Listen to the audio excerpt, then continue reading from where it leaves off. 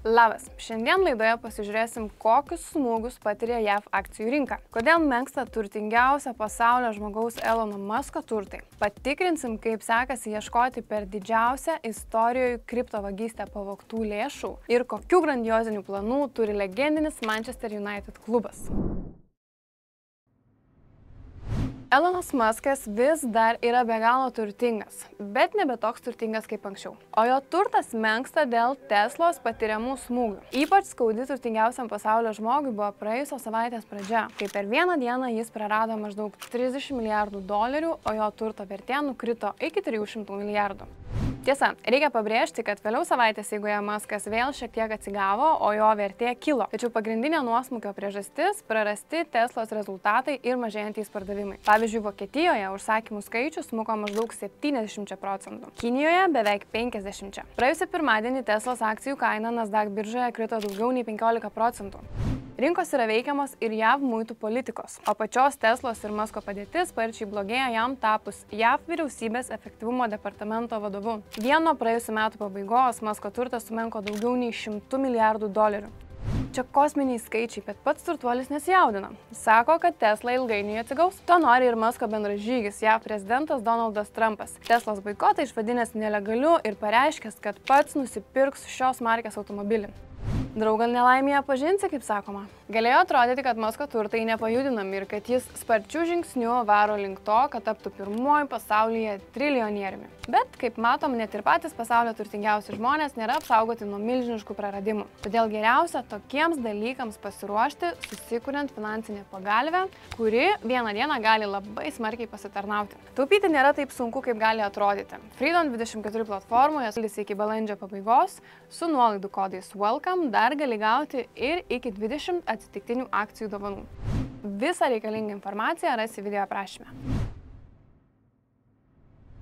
Kalbant apie praradimus. Elono Musko turto sumažėjimas dar nieko tokio palyginti su tuo, ką išgyvena JAV akcijų rinkos. Donaldo Trumpo muitų politika sukėlė investuotojų nerimą, o baimė dėl galimo artėjančio ekonominio nuosmukio pasireiškė milžiniškais praradimais. Dar praėjusį mėnesį Wall Streetas visai džiaugiasi dėl Trumpo darbotvarkės, o S&P indeksas pasiekė rekordinį lygį. Tačiau nuo to laiko JAV akcijų rinka prarado maždaug 4 trilijonus dolerių vertės. Trumpo prekybos karas su Kanada, Meksika, Kinija bei Europa užaugino neaiškumą verslui, vartotojams ir investuotojams. Praėjusios savaitės pradžioje S&P 500 užfiksavo didžiausią kritimą šiemet, o Nasdaq indeksas praėjusį pirmadienį fiksavo didžiausią vienos dienos kritimą nuo 2022 rugsėjo. Jau net pradedamas girdėti žodis iš R raidės, nors pats Trumpas kol kas nesiryžta prognozuoti, ar recesija įvyks. Kai kurie ekspertai sako, kad Trumpas ir jo administracija yra pasirengę kentėti rinkos kritimą tam, kad pasiektų savo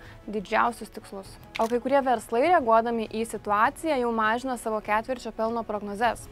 Žodžiu, visi žinojo, kad atėjus Trumpui bus įdomu, bet kad va taip, vargu ar kas tikėjosi. O kaip jums atrodo? Trumpo planai sužlugdys JAV ekonomiką, ar tai, ką jis daro, yra kažkas genialaus, ko pasaulis dar nesupranta? Parašykit komentaruose, ką galvojat. Didėjantys dirbtinio intelekto duomenų centrų energijos poreikiai verčia didžiasias bendroves eiti į kompromisus su pačiomis savimi. Pavyzdžiui, Microsoft siekia, kad iki 2030 metų visa jos naudojama elektros energija būtų iš atsinaujinančių šaltinių. Tačiau dirbtinio intelekto duomenų centrai reikalauja tiek energijos, kad vien saulės ir vėjo jėgainių nebepakanka. Todėl JAV technologijų milžinė, neatmetant, kad elektros energijos poreikiai patenkinti gali būti naudojamos gamtinės dujos su anglies dvideginio surinkimo technologija. Tiesa, bendrovės energetikos viceprezidentas pabrėžia, kad toks sprendimas būtų priimtas tik tuo atveju, jei jis būtų konkurencingas ir ekonomiškai pagrįstas. Kad ir kaip norėtųsi kalbėti apie energiją vien iš atsinaujinančių šaltinių, ekspertai pabrėžia, kad kurį laiką iškastinis kuras vis dar išliks svarbiu energijos šaltiniu. Didžiausią kriptovagystę iš Bybit įvykdė Šiaurės Korėjos hakeriai nesnaudžia. Iš pavogtos rekordinės $1,5 milijardo sumos jie sugebėjo sėkmingai išplauti jau bent 300 milijonų dolerių ir paversti šios pinigus nesusekamais. Pranešama, kad programišių grupuotė Lazarus dirba per pertraukų ir glaudžiai bendradarbiauja su Šiaurės Korėjos valdžia, mat pavogti pinigai gali būti skirti šalies kariniai ir branduoliniai programai finansuoti. Viena didžiausių problemų, su kuria susiduriama beieškant pavogtų lėšų, ne visos kelios kriptovaliutų biržos bendradarbiauja stabdant pinigų plovimą, todėl susekti kriptovaliutą darosi vis sudėtingiau. O ekspertai sako, kad jei kriptovaliutų rinka nesusitars ir nėra vieningos sistemos, kaip kovoti su tokiais kibernetiniais nusikaltimais, Šiaurės Korėja ir toliau nesustos. Tiesa, Bybit paskelbus, kad mokės premijas tiems, kas padės atsekti pavogtas lėšas, kai kuriems tai jau pavyko padaryti. Pranešama, kad maždaug 20 žmonių kartu jau uždirbo apie $4 milijonus. Nesugebėjo identifikuoti ir užblokuoti pavogtų kriptovaliutų už maždaug $40 milijonų. Lietuvos bankas pranešė, kad pernai iš apyvartos buvo išimta virš 1000 kupiūrų padirbtų eurų ir beveik 500 monetų. Padirbtų pinigų vertė siekia virš 83 000 eurų. Lietuvos bankas pripažįsta, kad palyginti su 2023-aisiais netikrų pinigų apyvartoje padaugėjo, bet sako, kad jų kiekis vertinant visus grynuosius pinigus esą yra nereikšmingas. Daugiausiai pernai padirbti buvo 50 ir 100 eurų banknotai, o tarp monetų dominavo 2 eurų monetos. Be to užfiksuota ir dar viena įdomybė. Apie 60% visų netikrų pinigų sudarė vadinamieji filmų pinigai ir prastos kokybės padirbti banknotai. Ant tokių pinigų dažniausiai būna parašyta movie money, copy ar prop copy. Ir juos atpažinti pakankamai lengva, bet kažkas vis tiek juos bando naudoti kaip tikrus pinigus. Visoje eurozonoje pernai išimta apie 500 000 padirbtų banknotų. Visgi skaičiuojama, kad tikimybė gauti netikrą banknotą išlieka labai maža. 1 milijonui tikrų eurų tenka 18 netikrų banknotų. Nors ekspertai ir sako, kad atpažįstant tokius pinigus tiesiog reikia būti budriems, vis tiek atsiranda žmonių, kurie pasimauna ant sukčių kabliuko. Tai susiję ir su tuo, kad Lietuvoje mes vis dar stokojam finansinio raštingumo. Ne tik sukčiais patikime, bet ir patys ne visada mokame tinkamai valdyti savo pinigus. Todėl kviečiam į konsultaciją, kurios metu pasikalbėtum apie asmeninių finansų valdymą, aptartum kylančias problemas ir paieškotum jų sprendimo būdų. Iš pradžių atlik testą, jo nuorodą rasi video aprašyme, testas parodys tavo finansinio raštingumo lygį, o tada registruokis į konsultaciją.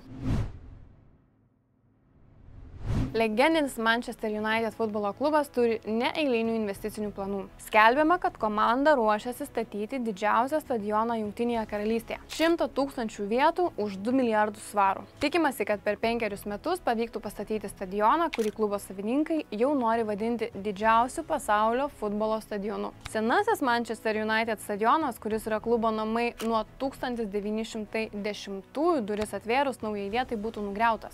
Tiesa, kol kas dar jo griauti skubėti nereikėtų.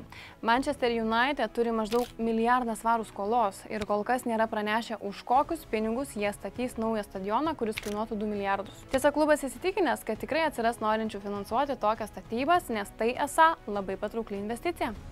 Šiandien tiek, ačiū, kad žiūrit, pasimatom kaip visada kitą savaitę, bet prieš atsisveikinant prašau, jei tau patinka mūsų kuriamas turinys, paspausk like ir subscribe, tai mus tikrai motyvuoja kurti toliau.